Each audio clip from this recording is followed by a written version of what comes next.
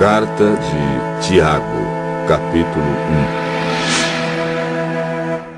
1. Eu, Tiago, servo de Deus e do Senhor Jesus Cristo, envio saudações a todo o povo de Deus espalhado pelo mundo inteiro. Meus irmãos, sintam-se felizes quando passarem por todo tipo de aflições, pois vocês sabem que, quando a sua fé vence essas provações, ela produz perseverança. Que essa perseverança seja perfeita, a fim de que vocês sejam maduros e corretos, não falhando em nada. Mas, se alguém tem falta de sabedoria, peça a Deus, e Ele a dará, porque é generoso e dá com bondade a todos. Porém, peçam com fé e não duvidem de modo nenhum, pois quem duvida é como as ondas do mar, que o vento leva de um lado para o outro. Quem é assim, não pense que vai receber alguma coisa do Senhor, pois não tem firmeza e nunca sabe o que deve fazer. Um irmão que é pobre deve ficar contente quando Deus faz com que melhore de vida. E quem é rico deve sentir o mesmo quando Deus faz com que piore de vida. Pois quem é rico desaparecerá como a flor da erva do campo. Quando o sol brilha forte e o seu calor queima a planta, aí a flor cai e a sua beleza é destruída. Do mesmo modo, quem é rico será destruído no meio dos seus negócios.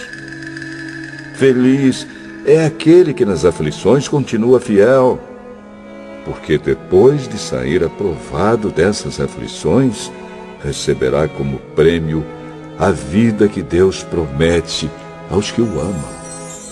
Quando alguém for tentado, não diga: esta tentação vem de Deus.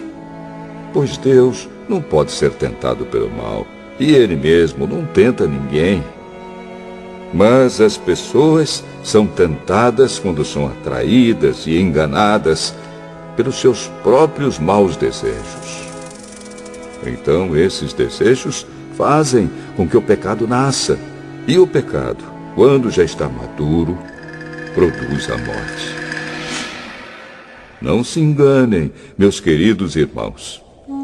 Tudo de bom que recebemos e tudo que é perfeito vem do céu, vem de Deus, o Criador das luzes do céu. Ele não muda, nem varia de posição, o que causaria a escuridão.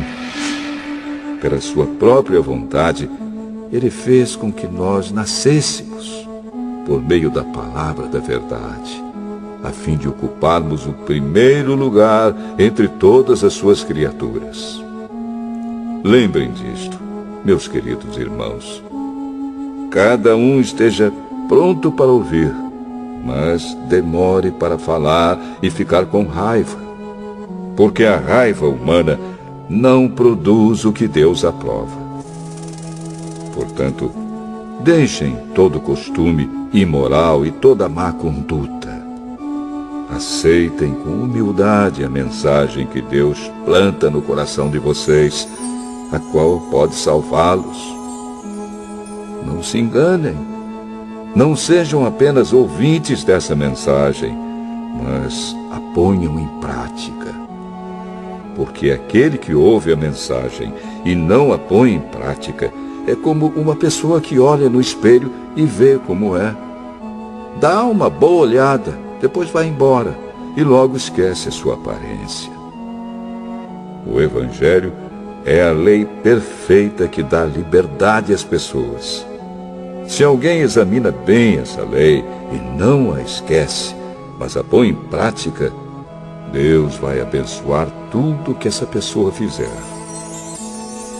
Alguém está pensando que é religioso? Se não souber controlar a língua, a sua religião não vale nada, e ele está enganando a si mesmo. Para Deus, o Pai, A religião pura e verdadeira é esta: ajudar os órfãos e as viúvas nas suas aflições e não se manchar com as coisas más deste mundo.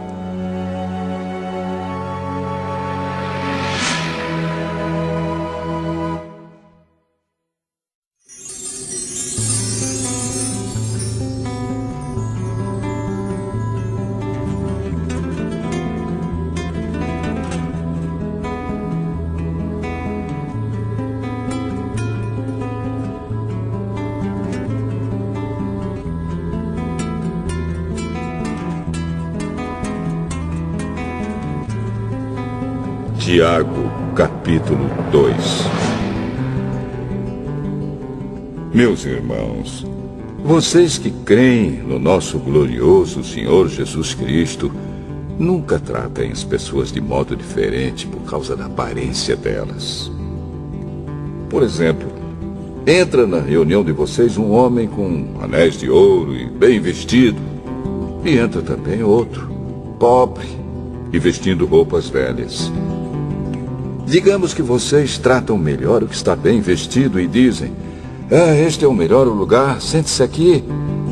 Mas dizem ao pobre: fique de pé, ou sente-se aí no chão, perto dos meus pés. Nesse caso, vocês estão fazendo diferença entre vocês mesmos e estão se baseando em maus motivos para julgar o valor dos outros. Escutem, meus queridos irmãos. Deus escolheu os pobres deste mundo para serem ricos na fé e para possuírem o reino que Ele prometeu aos que o amam. No entanto, vocês desprezam os pobres. Por acaso, não são os ricos que exploram vocês e os arrastam para serem julgados nos tribunais? São eles que falam mal do bom nome que Deus deu a vocês. Se vocês obedecerem à lei do reino, estarão fazendo o que devem, pois nas Escrituras Sagradas está escrito: ame os outros como você ama a você mesmo. Mas, se vocês tratam as pessoas pela aparência, estão pecando, e a lei os condena como culpados. Porque quem quebra um só mandamento da lei é culpado de quebrar todos. Pois o mesmo que disse: não cometa adultério, também disse: não mate. Mesmo que você não cometa adultério, será culpado de quebrar a lei se matar. Falem e vivam como pessoas que serão julgadas pela lei que nos dá a liberdade. Quando Deus julgar, não terá misericórdia das pessoas que não tiveram misericórdia dos outros. Mas as pessoas que tiveram misericórdia dos outros não serão condenadas no dia do juízo final. Meus irmãos, que adianta alguém dizer que tem fé se ela não vier acompanhada de ações? Será que essa fé pode salvá-lo? Por exemplo, pode haver irmãos ou irmãs que precisam de roupa e que não têm nada para comer. Se vocês não lhes dão o que eles precisam para viver, não adianta nada dizer que Deus os abençoe, vistam agasalhos e comam bem. Portanto, a fé é assim. Se não vier acompanhada de ações, é coisa morta. Mas alguém poderá dizer: você tem fé e eu tenho ações. E eu respondo: então me mostre como é possível ter fé sem que ela seja acompanhada de ações. Eu vou lhe mostrar a minha fé por meio das minhas ações. Você crê que há somente um Deus? Ótimo! Os demônios também creem e tremem de medo. Seu tolo! Vou provar-lhe que a fé sem ações não vale nada. Como é que o nosso antepassado Abraão foi aceito por Deus? Foi pelo que fez quando ofereceu o seu filho Isaque sobre o altar. Veja como a sua fé e as suas ações agiram juntas. Por meio das suas ações, a sua fé se tornou completa. Assim aconteceu o que as Escrituras Sagradas dizem. Abraão creu em Deus e por isso Deus o aceitou. E Abraão foi chamado de amigo de Deus. Assim, vocês veem que a pessoa é aceita por Deus por meio das suas ações e não somente pela fé. Foi o que aconteceu com a prostituta Raabe, quando hospedou os espiões israelitas e os ajudou a sair da cidade por outro caminho. Deus a aceitou pelo que ela fez. Portanto, assim como o corpo sem o espírito está morto, assim também a fé sem ações está morta.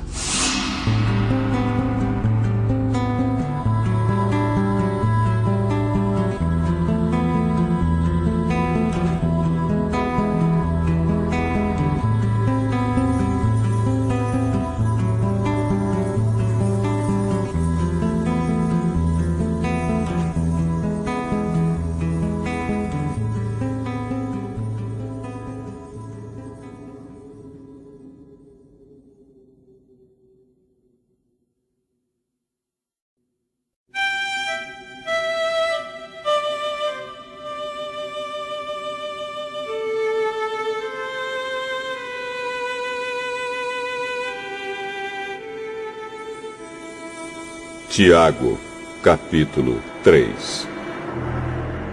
Meus irmãos, somente poucos de vocês deveriam se tornar mestres na igreja, pois vocês sabem que nós, os que ensinamos, seremos julgados com mais rigor do que os outros. Todos nós sempre cometemos erros. Quem não comete nenhum erro no que diz é uma pessoa madura, capaz de controlar todo o seu corpo. Até na boca dos cavalos colocamos um freio para que nos obedeçam e assim fazemos com que vão aonde queremos. Pensem no navio. Grande como é, empurrado por ventos fortes, ele é guiado por um pequeno leme e vai aonde o piloto quer. É isto que acontece com a língua. Mesmo pequena, ela se gaba de grandes coisas. Vejam como uma grande floresta pode ser incendiada por uma pequena chama. A língua é um fogo. Ela é um mundo de maldade, ocupa o seu lugar no nosso corpo e espalha o mal em todo o nosso ser. Com um fogo que vem do próprio inferno, ela põe toda a nossa vida em chamas. O ser humano é capaz de dominar todas as criaturas e tem dominado os animais selvagens, os pássaros, os animais que se arrastam pelo chão e os peixes. Mas ninguém ainda foi capaz de dominar a língua. Ela é má, cheia de veneno mortal e ninguém a pode controlar. Usamos a língua tanto para agradecer ao Senhor e Pai, como para amaldiçoar as pessoas que foram criadas parecidas com Deus. Da mesma boca saem palavras tanto de agradecimento como de maldição. Meus irmãos, isso não deve ser assim. Por acaso pode a mesma fonte jorrar água doce e água amarga? Meus irmãos, por acaso pode uma figueira dar azeitonas ou um pé de uva dar figos? Assim também, uma fonte de água salgada não pode dar água doce. Existe entre vocês alguém que seja sábio e inteligente? Pois então que prove isso pelo seu bom comportamento e pelas suas ações, praticadas com humildade e sabedoria. Mas se no coração de vocês existe inveja, amargura e egoísmo, então não mintam contra a verdade, gabando-se de serem sábios. Essa espécie de sabedoria não vem do céu. Ela é deste mundo é da nossa natureza humana e é diabólica. Pois onde há inveja e egoísmo, há também confusão e todo tipo de coisas más. A sabedoria que vem do céu é, antes de tudo, pura, e é também pacífica, bondosa e amigável. Ela é cheia de misericórdia, produz uma colheita de boas ações, não trata os outros pela sua aparência e é livre de fingimento. Pois a bondade é a colheita produzida pelas sementes que foram plantadas pelos que trabalham em favor da paz.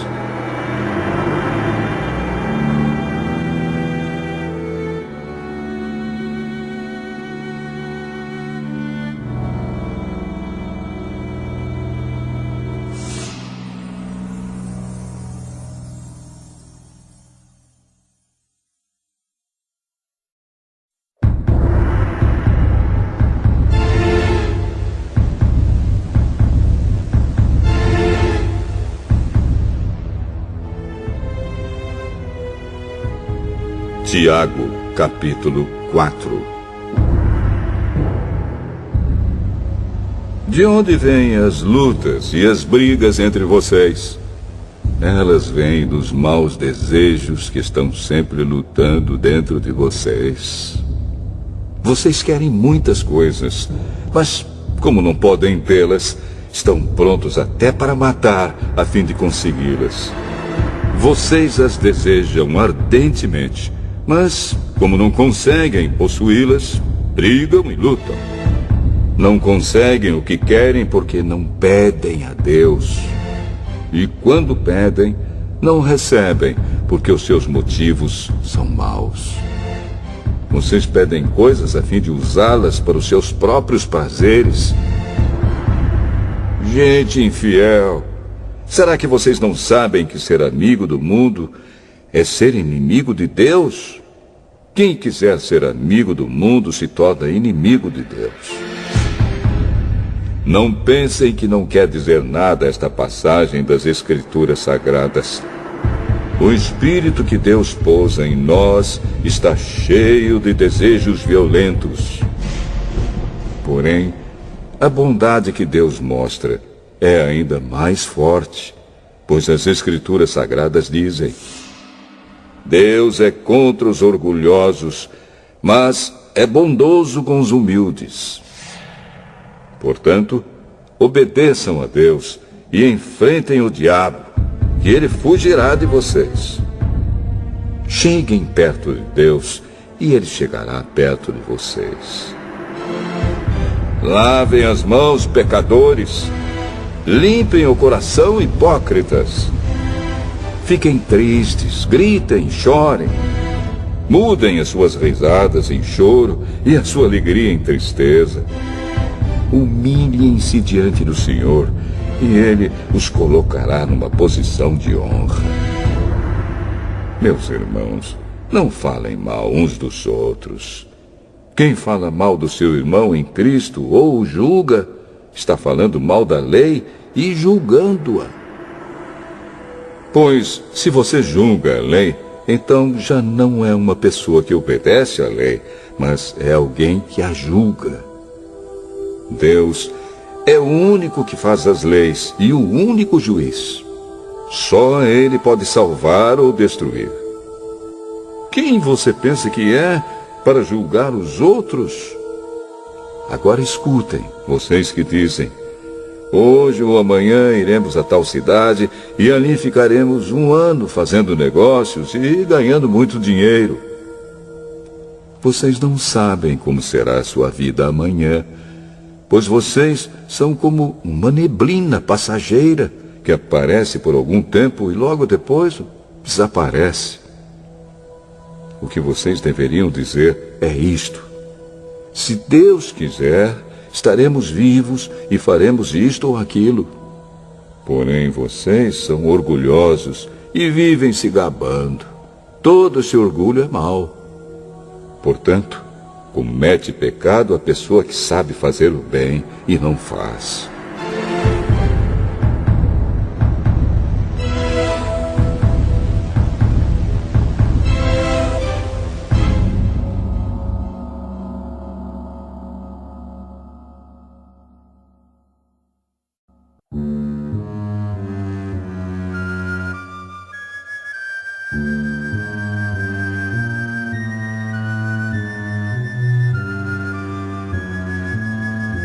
Tiago, capítulo 5. Agora, ricos, escutem. Chorem e gritem pelas desgraças que vocês vão sofrer. As suas riquezas estão podres e as suas roupas finas estão comidas pelas traças. O seu ouro e a sua prata estão cobertos de ferrugem, e essa ferrugem será testemunha contra vocês, e como fogo comerá o corpo de vocês. Nestes últimos tempos, vocês têm amontoado riquezas e não têm pago os salários das pessoas que trabalham nos seus campos. Escutem as suas reclamações. Os gritos dos que trabalham nas colheitas têm chegado até os ouvidos de Deus, o Senhor Todo-Poderoso. Vocês têm tido uma vida de luxo e prazeres aqui na terra, e estão gordos como gado, pronto para o matadouro.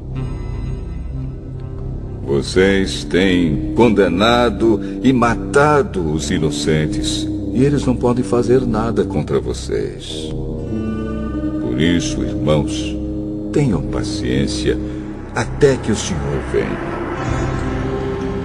Vejam como o lavrador espera com paciência que a sua terra dê colheitas preciosas. Ele espera pacientemente pelas chuvas do outono e da primavera. Vocês também precisam ter paciência. Não desanimem, pois o Senhor virá logo. Irmãos, não se queixem uns dos outros para não serem julgados por Deus. O juiz está perto, pronto para vir. Lembrem dos profetas que falaram em nome do Senhor, e os tomem como exemplo de paciência nos momentos de sofrimento. E nós achamos que eles foram felizes por terem suportado o sofrimento com paciência.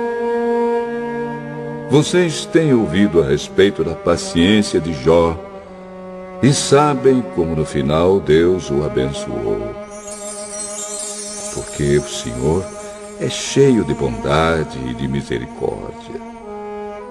Acima de tudo, meus irmãos, quando vocês prometerem alguma coisa, não jurem pelo céu, nem pela terra, nem por nada mais. Digam somente sim quando for sim, e não quando for não, para que Deus não os condene. Se algum de vocês está sofrendo, ore. Se alguém está contente, cante hinos de agradecimento. Se algum de vocês estiver doente, que chame os presbíteros da igreja para que façam oração e ponham azeite na cabeça dessa pessoa em nome do Senhor. Essa oração feita com fé salvará a pessoa doente. O Senhor lhe dará saúde e perdoará os pecados que tiver cometido. Portanto, confessem os seus pecados uns aos outros e façam oração uns pelos outros para que vocês sejam curados. A oração de uma pessoa obediente a Deus tem muito poder. O profeta Elias era um ser humano como nós. Ele orou com fervor para que não chovesse, e durante 3 anos e meio não choveu sobre a terra. Depois orou outra vez, e então choveu, e a terra deu a sua colheita. Meus irmãos, se algum de vocês se desviar da verdade e outro fizer voltar para o bom caminho, lembrem disto.